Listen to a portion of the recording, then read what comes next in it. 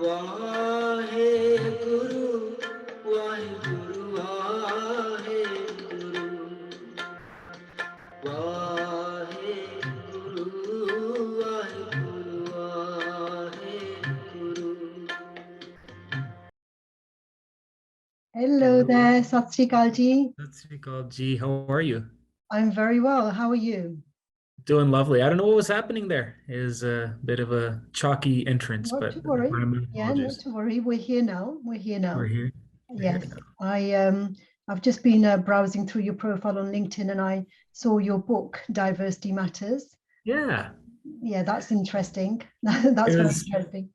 It was in all transparency, I got the opportunity to write one chapter for that book. It was a compilation of 14 different younger leaders sort of thoughts and comments, particularly from an Asian background. So I shared a bunch of space with predominantly Vietnamese, Chinese, and other Southeast Asian young leaders, entrepreneurs. There's a couple of us from the Indian diaspora, and but yeah, it was fun. It was my first time publishing something, and it gave me a good bug for writing. Okay, brilliant. Well, maybe you can draw on some of that experience. I'm sure you're drawn lots and lots of experience in responding to some of the questions I have around symbology and leadership in particular in this conversation. So let me share my screen with you. Sure. To show you the first three symbols that I'd like to discuss with you in the context of leadership, in the context of professional leadership. The first symbol is Maharaja Ranjit Singh. This is a statue in Lahore to commemorate Maharaja Ranjit Singh's rule. He governed from Lahore, and as we know that he was invited to govern, he was invited by the Muslims in Lahore to be their Maharaja, which is incredible that this person was able to lead not only the Sikhs, he was able to govern over a diverse range of communities, the Muslims, the Hindus, the Christians, and the Sikhs all together. And so the name Singh, Maharaja Ranjit Singh, when I hear of leaders with the surname Singh or Kaur, then I feel a sense of kinship. I feel a sense of affinity with them as though they're part of my own family. So in leadership, there has to be this kind of empathy that comes from a feeling of kinship, that the people that we're living with, they are part of our own extended family somehow. With it can be based on race, it can be based on values, it can be based on interests, it can be based on a whole range of different things, but there's that feeling of connectedness. And then we've got Ekamkar, the symbol of oneness, which reminds us that the whole of life is interconnected. And so we're not only related to other human beings, we're related to the whole of life.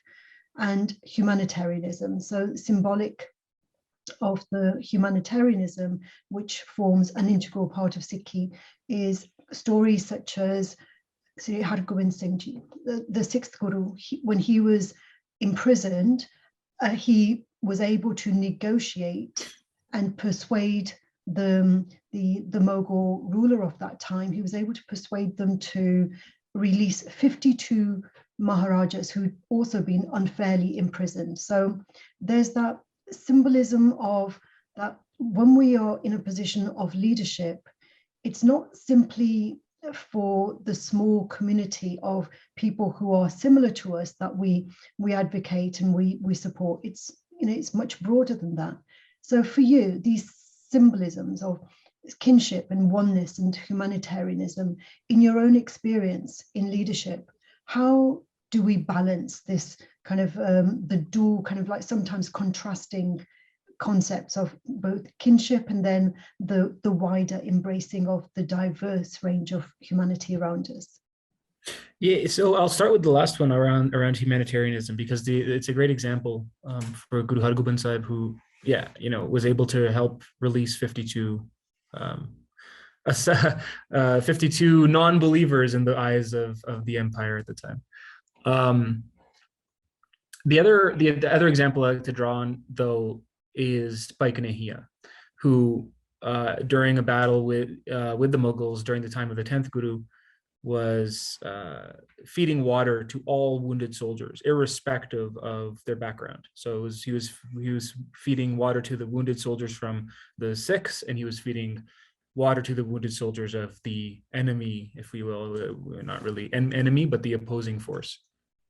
And of course, some of the Sikh soldiers complained, and they said, "Oh, you're helping the opposition." And so they reported him to the Guru, and he, of course, comes up to the Guru, and those of us who know the story know full well. He then says, "Oh, forgive me, my beloved, for everywhere I look, I only saw your eyes. For every soldier I helped, I saw only your eyes in their face, and I felt compelled." And of course, please, you continue doing what you're doing. But there's a hidden or underlayer of that story that I think is important, which is, if Baikanehia did not have a full jug of water, he would probably be a sociopath. And I sort of say it that crudely, because part of the point of this humanitarianism is that our jug needs to be full also. Now, where you fill your jug from is an individual path, whether that's spirituality, meditation, or fitness, or going for your morning run, or whatever it is, good food. The point being that, if your own jug is empty, your ability to do that humanitarian work, and to then, which I think you've sort of described it so beautifully, the interrelation between kinship and oneness and companion and humanitarianism, they're interlinked. They're not mutually exclusive. In fact, they're very much interlinked.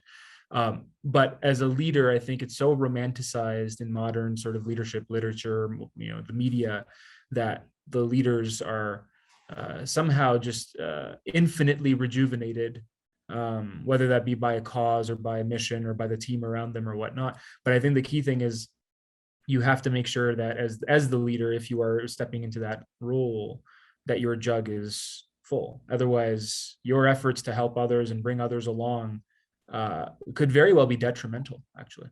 And so that sort of self-awareness, which is not part of the three symbols that you identified, that self-awareness piece and that self-reflection and self-rejuvenation probably comes first before all of those three symbols. Yes, Maharaja Ranjit Singh, he'd managed to win a lot of battles, and increased his force. That is why he was invited to be the Maharaja. He'd proven himself. So it wasn't as though he was, just like an unknown figure who was invited. He deserved that trust, and he deserved that trust through the battles that he had fought and won already, where he'd shown kinship. And then when he was in the role of a Maharaja, then he had to show oneness. And the story you tell of Bhai Ganeya, that is an excellent example, because I think that is one of those are the kinds of endeavors that led to the Red Cross, for example. That's right. And so Bhai Ganeya, he was showing oneness, wasn't he? So for him, it was like, as you explained, he didn't see the division between those who were like him and those who were not like him. He only saw wounded people. That's all he saw. He just saw people who needed help, in the same way that Hargobind Singh Ji,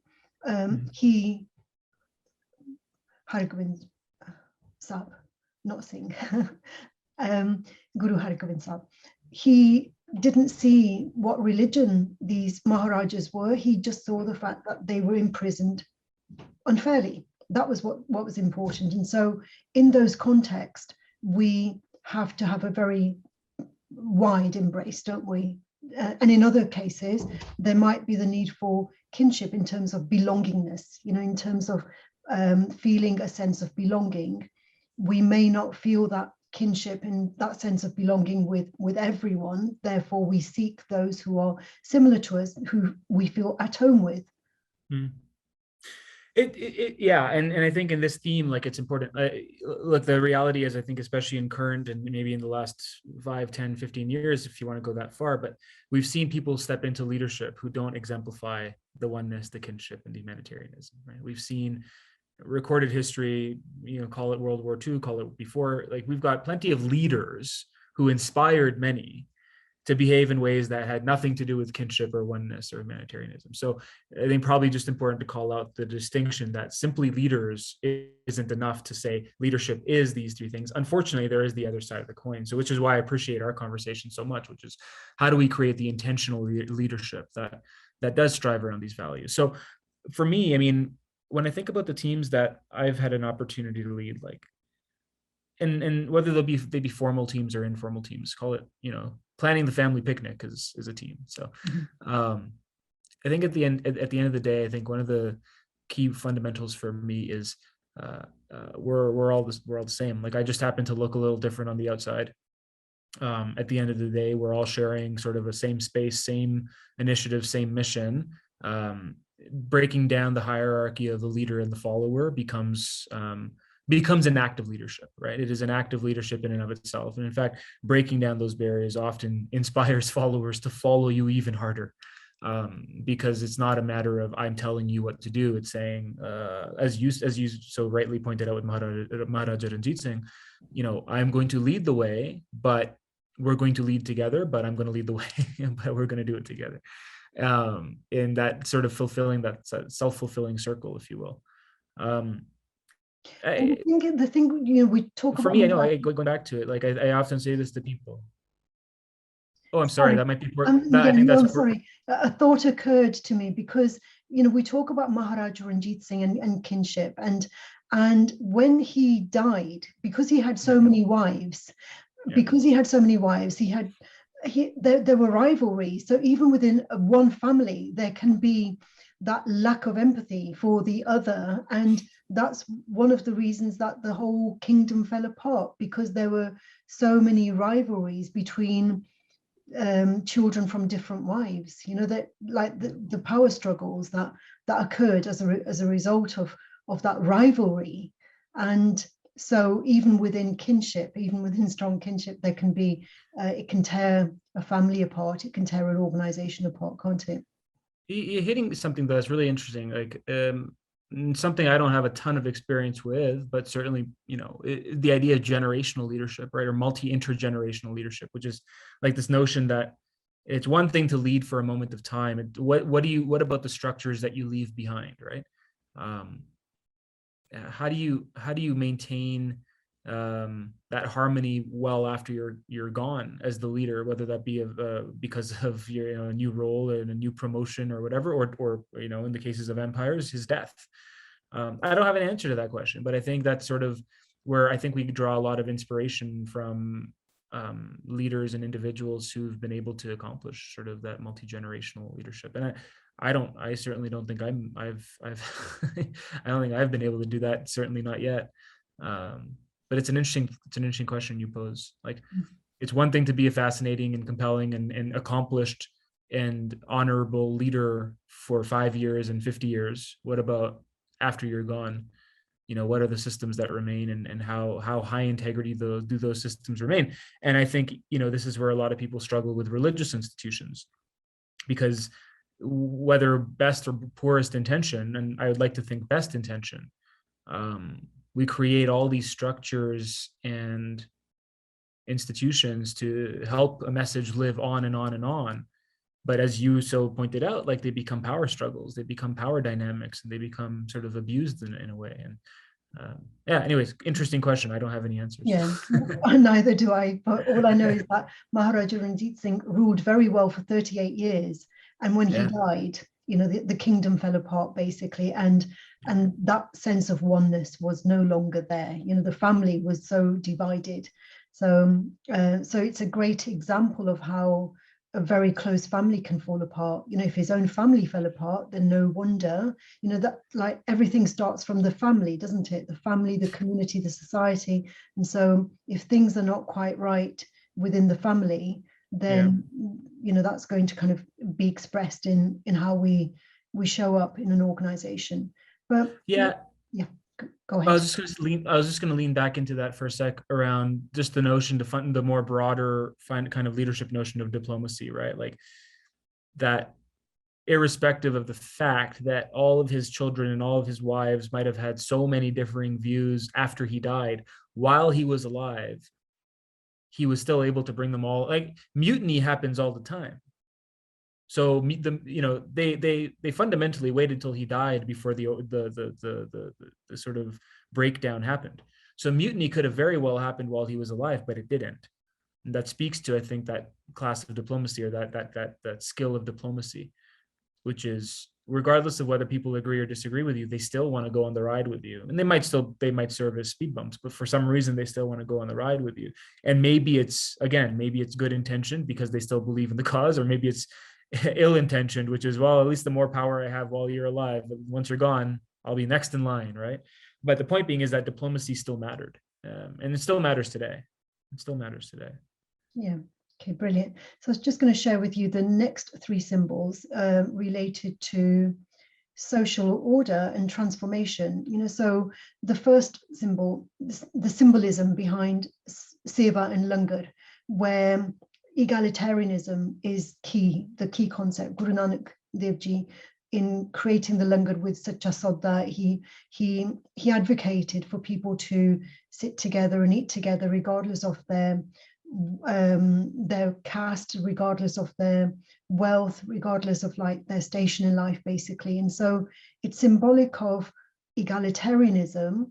And then the middle one, Guru Gobind Singh on his horse, and we know that in those days the Sikhs were not the rulers, overall. And for someone to ride a horse who was not of the ruling class was an act of defiance, because even to wear a turban, if you were not of the ruling class, even a turban signified like, you had to have the right to wear a turban, because then you were in expressing yourself as a free person, whereas, you were expected to be obedient and staying in your station. And then the third image of Mai Bago, who led 40 warriors back into battle.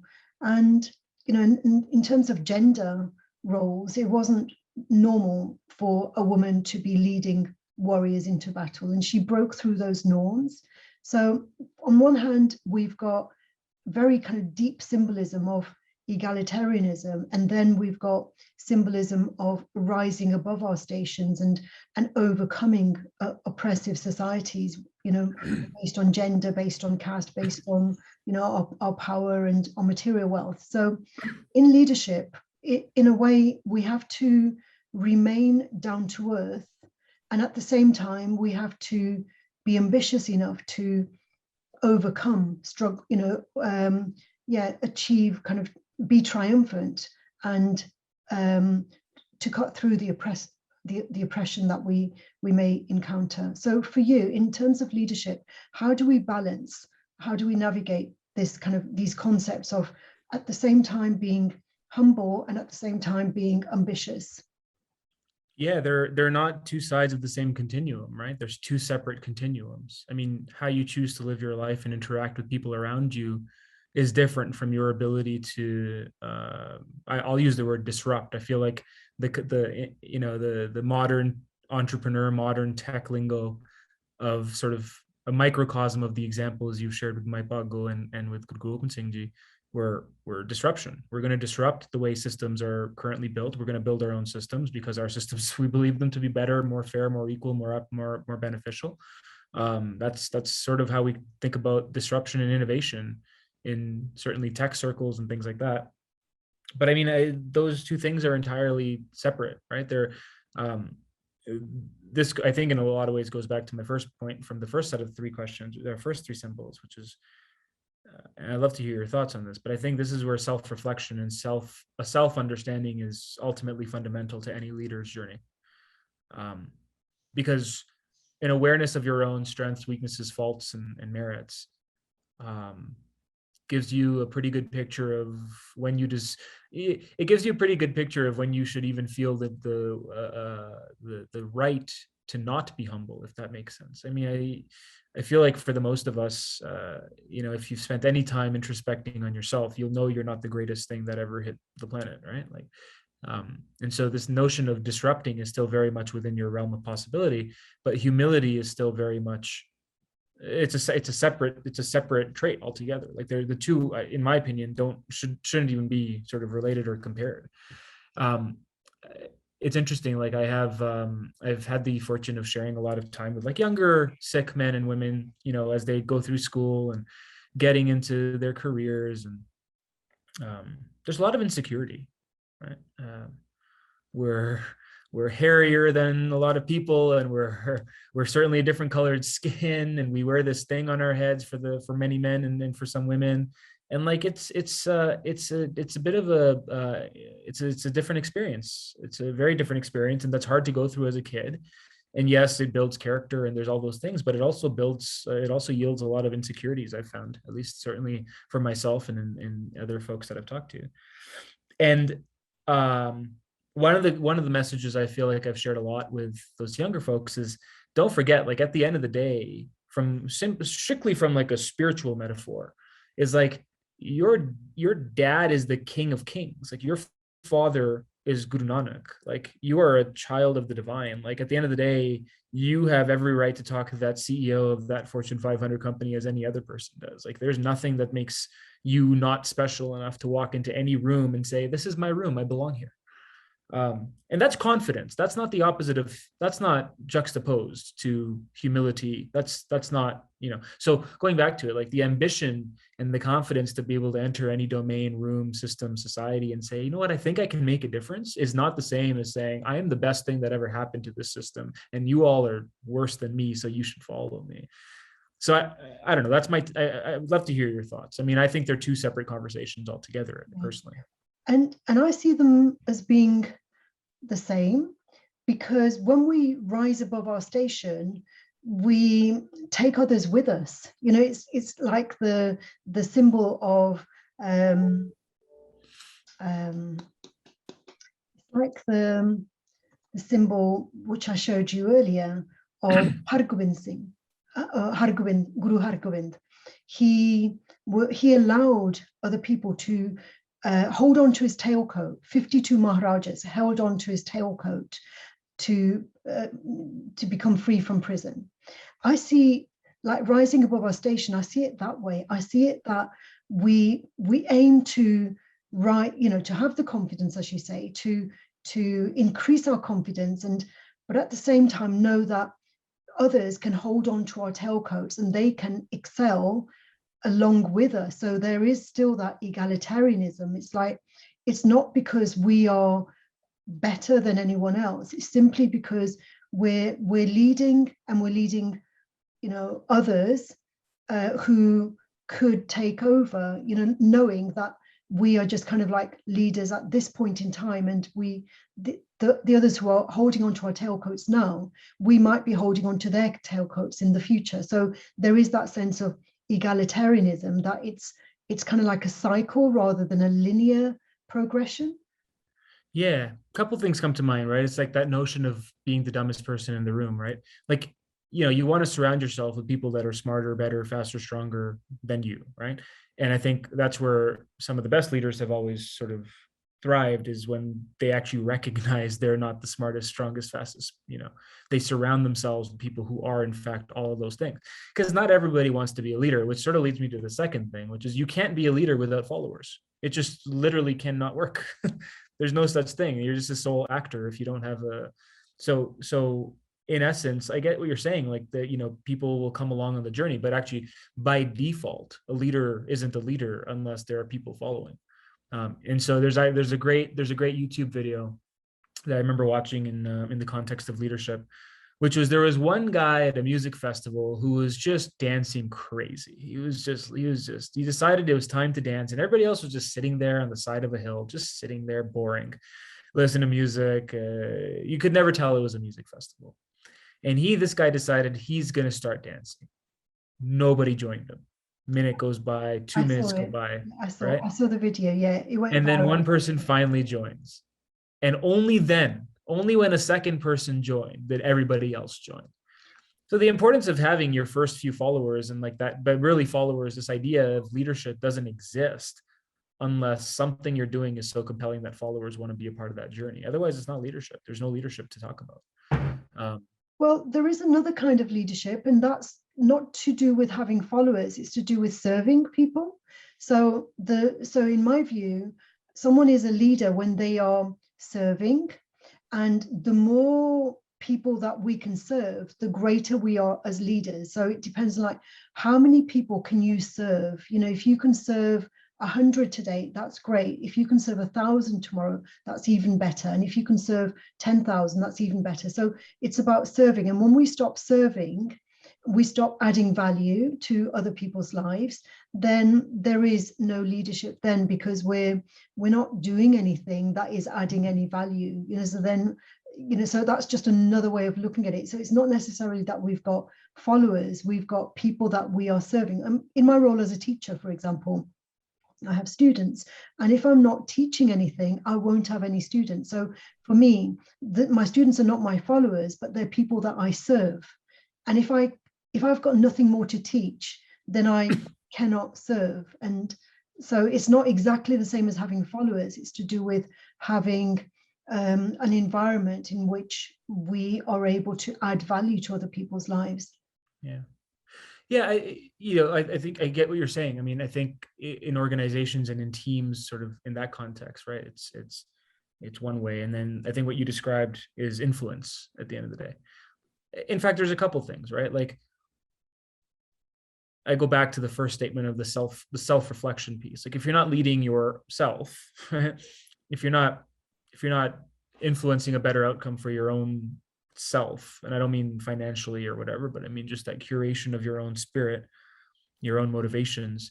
If you're not leading there first, none of the rest of it is all that interesting.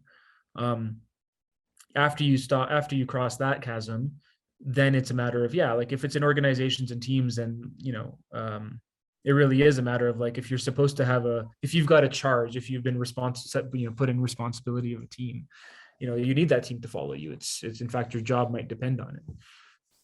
But I like what you're saying around this piece around students and learners and service. It's just, that's influence, right? At the end of the day, it may not be a formal leader follower scenario in that somebody, reports to you.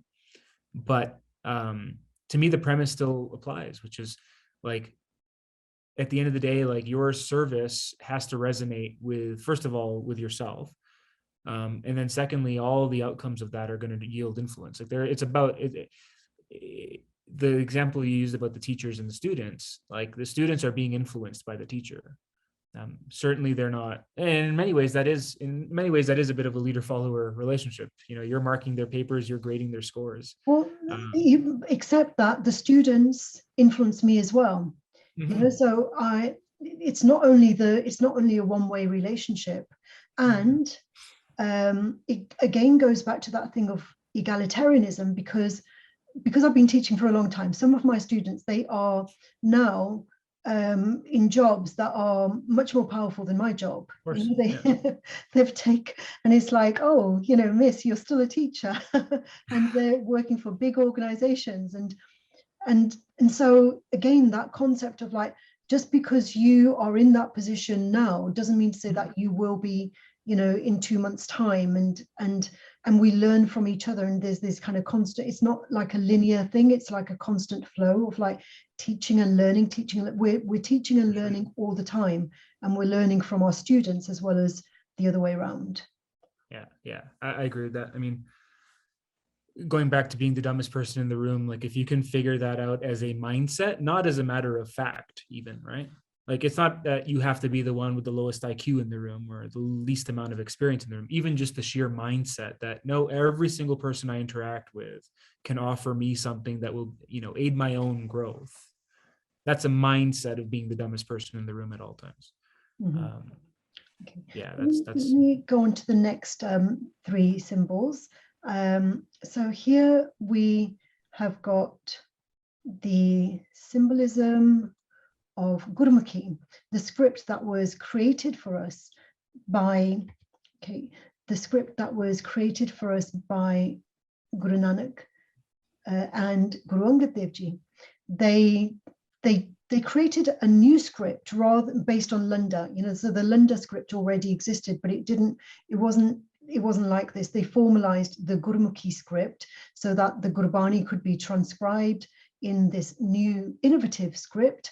They didn't use Arabic, which they knew very well. They didn't use Farsi, they didn't use Sanskrit. They created a new script that was relevant, and it kind of created our own identity as Gursikhs.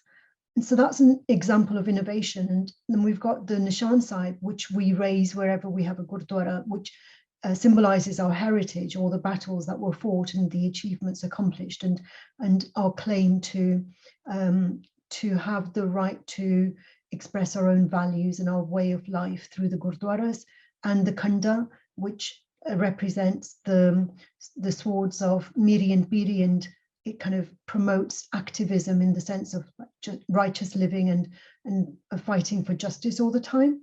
So in terms of innovation and heritage and what is it that we're acting for in leadership, based on your own experience, how do we balance these concepts of, you know, being innovative and at the same time remaining true to our roots and our heritage? Yeah, are you asking that from, you know, a lens of, when we say our heritage in this sort of set of three, what can you just expand on that? Like, I guess I'm thinking of the teams I've led or the things I've been a part of, or things they certainly all haven't been particularly Punjabi or Sikh, but when I can appreciate the idea of heritage from a perspective of storytelling more broadly. But when you say heritage, what do you mean by heritage? Well, heritage is, you know, it can be interlinked with our identity as well. And I know that, you know, you dress like a Sikh, so it seems as though you are claiming your heritage, and then other people may try to mingle in and integrate without appearing to look any different from those that they're working with, you know. So we're talking in the professional environment.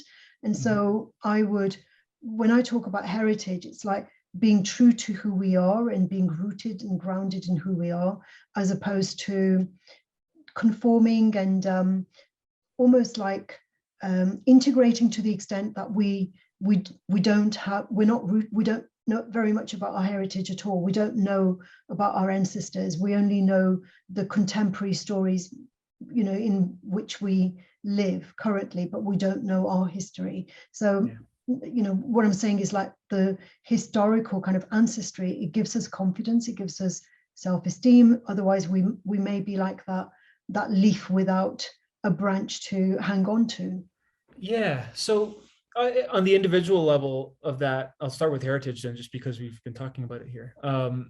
I still see it as like there's an individual part of that in the leadership context, and then there's the group part of that. And when I say group, I'll consider teams of multiple denominations from different religious backgrounds who are part of their own individual paths and heritages, which is, I think, a different context. But on the individual heritage piece, right, it's like, even in the context of Gurbani, right, where Maharaj says Sahib Mera Neet Nava, right, it's my guru and the love for my guru, and that relationship, the way in which the guru inspires me, that is ever new, forever renewing and innovative in and of itself. So the stories of our ancestors and the stories of our heritage are absolutely sources of pride and absolutely sources of strength, and we share these with our children, and we share them through our gatha, and all to inspire us, for sure, to seek and hopefully attain a better sense of self. In 500 years, we will be somebody's heritage. You and I will be somebody's heritage. And somebody will look back and say, oh, you know, this conversation between Dr. Jasveer Kaur and Japman Singh did this thing. Or maybe, I mean, hopefully it will. Who knows? Let's hope it does. And so there's a leaning into also that history will be created by us, and that there is history to draw on. So from an individual perspective, I think there's that balance that there is so much to gain, learn, and study in history and from our ancestry. And there is a contemporary context in which we apply those things, because I don't bathe in the open rivers anymore. I don't know many people that do, but my heritage, that's what we did. And so there's a context that we need to apply to our modern day. In the group setting, and when I think about, you know, when we take leadership into teams or corporate or whatever it is, professional settings, right? Innovation, heritage are so closely aligned. Teams need a North Star, right? They need stories. You know, there's a reason that cult is the root word of culture. there's a reason that culture is so important in teams and organizations.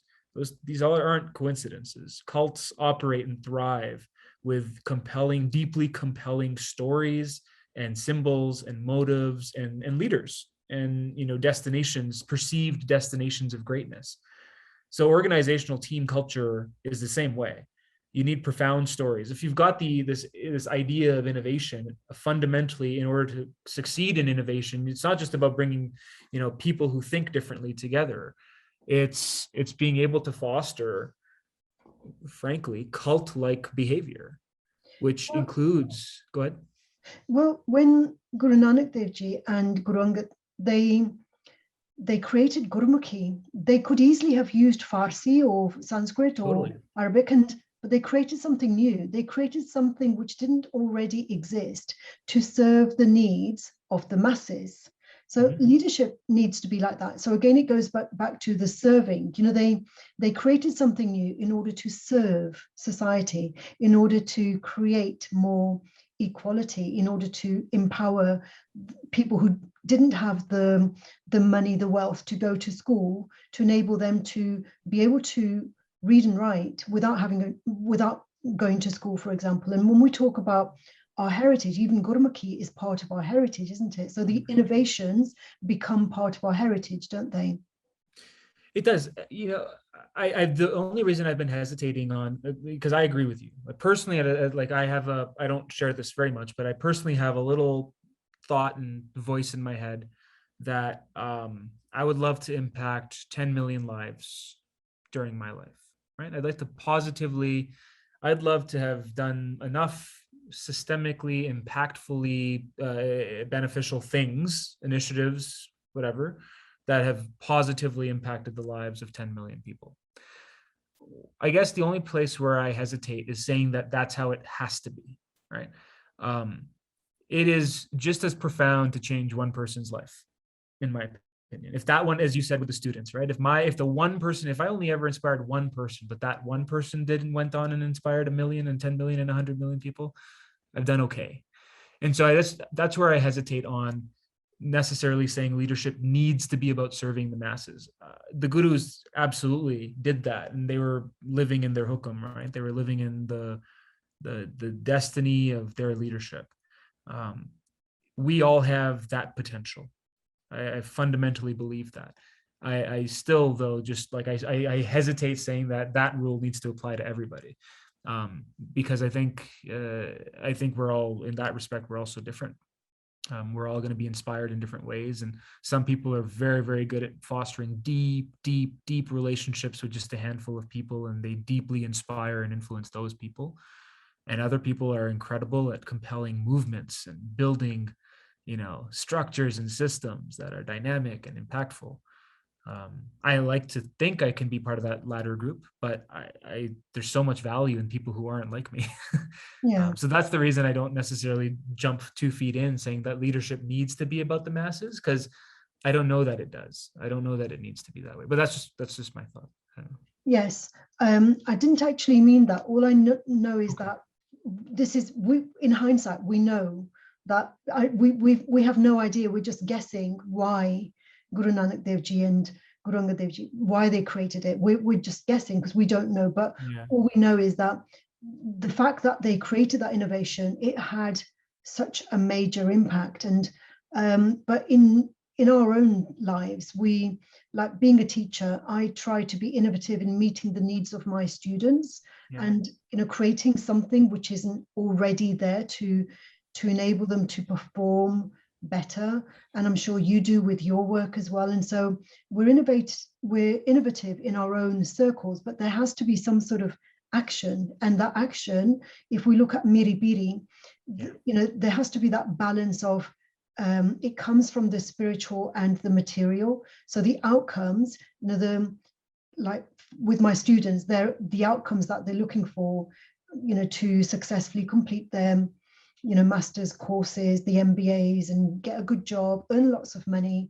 And I always try and kind of help them to look at, well, what is it that, in terms of the balance between those material successes and your family well-being, like how is it that you're going to balance those? Because if we focus simply on the outcomes, I have like one example of a student who got a promotion, but it meant living away from his family. And it's, well, what is the cost of that promotion? The promotion is great. You're earning a lot more, and you've got a job where you're so much more responsible, but it means you don't stay with your family. So that's the median piri, isn't it? The spiritual and the temporal, the balance between the two. And organizations they seem to be kind of waking up with this current pandemic, that they're waking up to the fact that we can't simply ignore our emotional and spiritual well-being, right?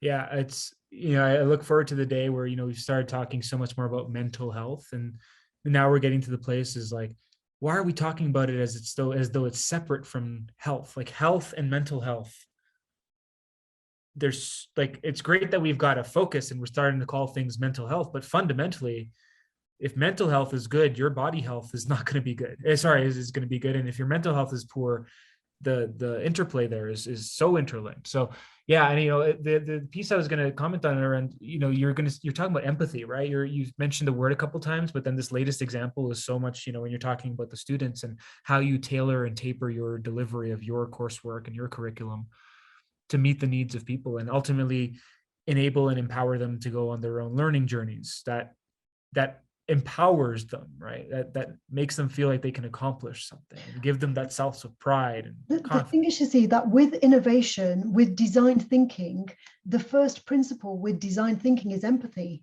We can't be creative and innovative unless we empathize.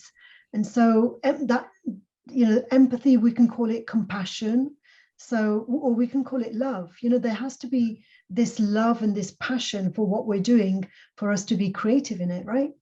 Absolutely. I look forward to the day, just hitting back on that mental health piece. Like I look forward to the day where we start talking about spiritual health as well, right? Maybe the two of mental health and spiritual health are already, we assume them to be one, or at least intertwined, if not one and the same. But I think we're moving in that direction as a community, right? More people are spending time. By definition of the pandemic, they've had to spend more time with themselves, right? And by virtue of the pandemic, as you so rightly called out, like people are making different life choices. We're living in an era now where we're going through something called the Great Resignation. People saying, you know what? No, thank you. I don't need to live that life, actually. I don't need to live your 5 days a week, 9 hours a day, commute plus 2 hours, 2+ hours every day, just to make that. I don't need that, actually. I'm quite happy working from home, building a good, solid family life. And actually, I'm not as interested in chasing that big promotion as I might have been 2 years ago.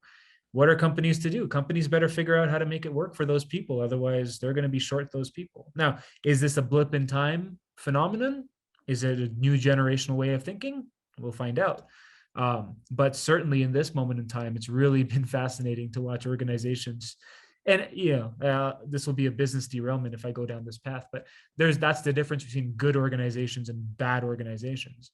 Like people aren't flocking to leave the organizations in which they feel valued, respected, loved, cared for. They're leaving the organizations that they can tell we're just seen as a number.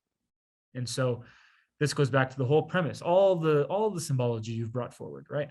The kinship, the humanitarianism, the empathy, and yes, in a way, activism, because I think the labor movement and this whole idea of, no, people need to, I was joking earlier on during the pandemic that if Karl Marx was alive, he would be so thrilled to see just how much power labor has again, right? Like, it's a really important moment for people and the human movement, and not just the labor movement, but just the prioritization of life over work.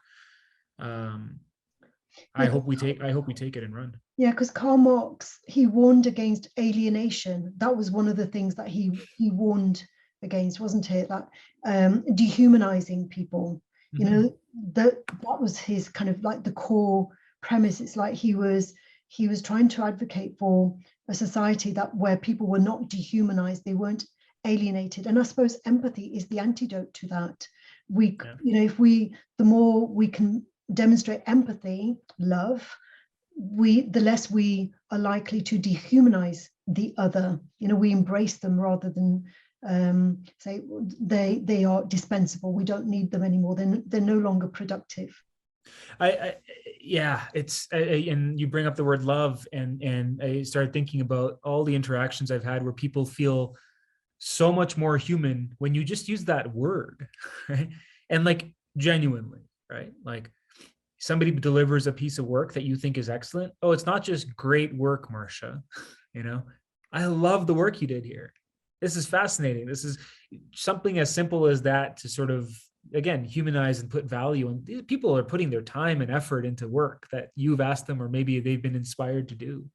And if it needs improvement, it needs improvement. But that doesn't mean that the process isn't all to say is this notion of humanizing the workplace. I think this is one of the reasons I think I feel like I've been able to succeed as a people leader, which is in almost every team I've been a part of, the people who have been on my teams, they've always said such beautiful, glorious things about me that have left me super, super humble. Like, in my last role, as I was leaving my role, somebody took me sort of to the side, a la Zoom style. They set up a little breakout room with me, and they said, we're really going to miss you. And, we say this to all the leaders, but, we're really going to miss you. And this one guy said, but for me, it's really true. Like I have never felt this human in my entire career. And this is a guy who's done 30 years now. He goes, this is the first time in my career that I felt like my life mattered, not just my productivity. And that's really cool to hear. It's really cool to hear, especially as a younger leader. Like it's nice to know you're sort of leaving that impact on people. Absolutely. I think that's the core of it, making people, there is that saying, isn't it? People don't remember you for, what you did, but they remember how you made them feel. And if you have the gift of making people feel special, then, that's truly a talent and a skill that every leader needs to exercise, right? And, without making it sound like a manipulation tactic, they'll move the world for you. Like when it comes back to this notion of innovation and driving objectives and results and achieving as a team, like, people who are inspired by the way they feel and the way you make them feel will move the world for you. Absolutely. And that can happen in families as well, that, we live in extended families, and I know, like from my own family, there are members of my extended family where I have stopped empathizing with them, and therefore I'm no longer influential in their lives, and therefore alienation occurs, you see. And for me to win them back, I would need to empathize. I would need to understand where they're coming from, what, why they're behaving in the way they're behaving. Without the empathy, there is no influence. There is only alienation. You lose people. It's really meaningful. It's really cool. Yeah.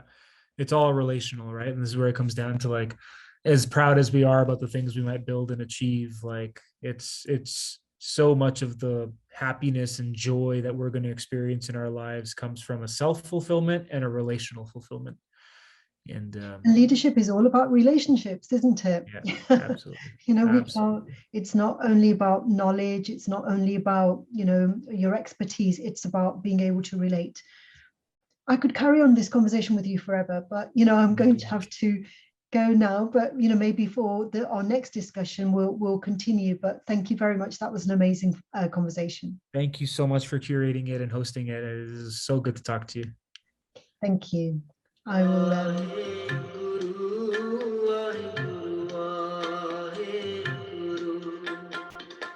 Guru,